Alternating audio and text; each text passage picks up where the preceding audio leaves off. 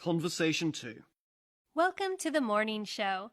Our guest today is a popular blog writer and a major figure in the tiny home community. Welcome, Bob Jones. Hi, Mary. Hi, Bob. You're an advocate of the tiny home movement. A lot of people don't know about this movement. Can you tell our audience what it's about? Well, it's mainly about increasing home ownership and protecting the environment. Of course, those are great goals.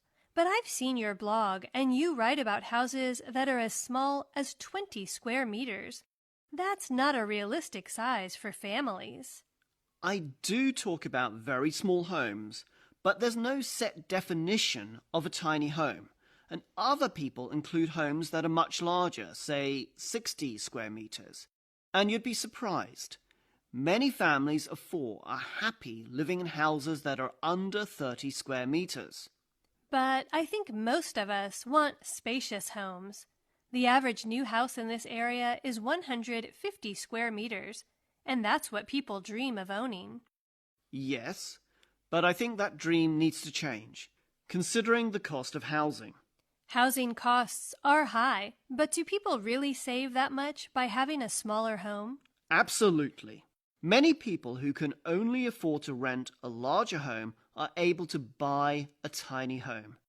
In this city, the average home costs $200,000, and a tiny home costs just $50,000.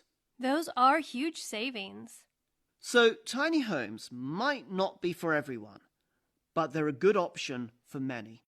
You mentioned the environment earlier. How does this benefit the planet? Well, if people have smaller homes, they use less land and fewer resources to build them. Questions 12 to 15 are based on the conversation you have just heard. Question 12. What does the tiny home movement mainly advocate? Question 13. What does the woman say about houses as small as 20 square meters? Question 14. What does the man think about the dream of owning a 150 square meter house? Question 15. What does the man say about tiny homes?